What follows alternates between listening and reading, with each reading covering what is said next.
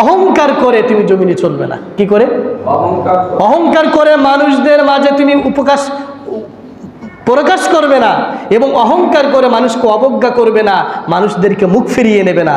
খবরদার, এ আমার সন্তান, তোমার টাকা আছে, সম্পদ আছে, তোমার বাবার অনেক কিছু আছে, ক্ষমতা আছে, খবরদার, ওয়ালা তুসাইর খাদ্দাকা লিন্নাস, তুমি জমিনে, পৃথিবীতে, সমাজে অহংকার করে সমাজে চলবে না, অবজ্ঞা করে মানুষদেরকে দূরে সরিয়ে দিবে না। হে আমার সন্তান, সকলেই মানুষ, মানুষদেরকে মানুষ মনে করবে, মানুষদেরকে সর্বোচ্চ ভালোবাসা দিবে। তোমার যত সম্পদ ক্ষমতা থাকুক না কেন, তুমি কখনো মানুষদের সামনে অহংকার দেখাবে না। জমিনে গম্ব ভরে, দম্ভ ভরে তুমি চলবে না। মুরব্বীদেরকে মুরব্বীই মনে করো না। রাস্তাতে যখন হাঁটে 5টা যুবক, মুরব্বীদেরকে মুরব্বীই মনে করে না, সালামি দেয় না, স্মোকিং করে, বিড়ি খায়। সমাজ এখন হচ্ছে না এটা? আগে ছিল?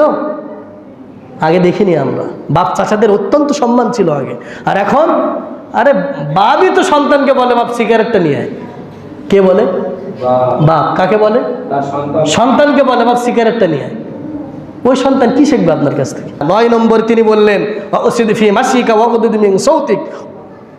খবরদার, উচ্চ আওয়াজে মানুষের সাথে কথা বলবে না, জোরে জোরে মানুষের সাথে কথা বলবে না। নম্র হও, ভদ্র হও।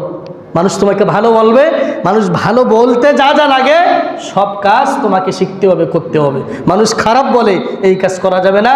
মানুষের সাথে যখন কথা বলবে, নিচু কণ্ঠে কথা বলবে, নিচু আওয়াজে। কি আওয়াজে? কারণ তিনি বললেন, ইন্না আনকারাল আসওয়াতি লাসাউতুল হামির।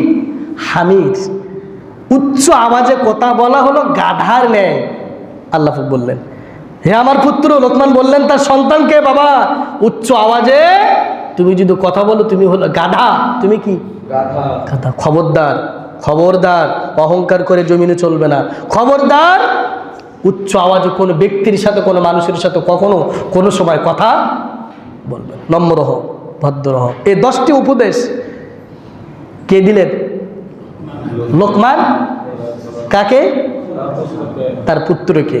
এই 10টি উপদেশ যদি আমি, আপনি সকলেই যদি মেনে নিতে পারি, গ্রহণ করতে পারি, ছোটবেলায় থেকে যদি এই অ্যান্টিবায়োটিক ওষুধটা যদি আপনি আমি আস্তে আস্তে করে দিতে পারি, আশা করা যায় ওই সন্তান কখনো আপনাকে বৃদ্ধাশ্রমে রাখবে না। ওই সন্তান কখনো আপনার জন্য বদদোয়া করবে না। আপনি মৃত্যুর পরে সর্ব অবস্থায় আপনার জন্য, আরে পিতা তো এটাই চায় আপনি মৃত্যুর পরে আপনার কবরস্থানে দাঁড়িয়ে দাঁড়িয়ে দোয়া করুক। পিতা তো এটাই চায়, পিতা তো এমন হওয়া উচিত যে আমি মৃত্যুর পরে আমার সন্তান জন্য 5 ওয়াক্ত নামাজ শেষে আমার জন্য রব্বির হামহুমা কামা রব্বায়ানি সগীরা, আমি যে সম্পদ রেখে এসেছি, এই সম্পদ যেন আমার সন্তান যেন সঠিক পথে, ইসলামের পথে, মানুষের কল্যাণের পথে যেন ব্যয় করে। পিতা তো এটাই চায় না। এমন সন্তান রেখে যেতে চান, পৃথিবীতে ইঞ্জিনিয়ার, ডাক্তার বা অনেক কিছু শিখবে, কিন্তু আপনার জন্য দোয়া করার সময় পাবে না। আপনার কবরস্থানে দাঁড়িয়ে একটু দোয়া করার মতো সময় আপনার সন্তান পাবে না। 5 ওয়াক্ত নামাজ পড়ে আপনার জন্য দোয়া করার মতো সময় আপনার সন্তান পাবে না। এমন সন্তান পৃথিবীতে কেউ রেখে যেতে চায় না। এমন সন্তান পৃথিবীতে কোনো পিতা রেখে যেতে চায় না। কারণ তার যৌবন, তার সব কিছু এই সন্তান, এই পরিবারের জন্য বিসর্জন দেয় তার পিতা, তার মাতা।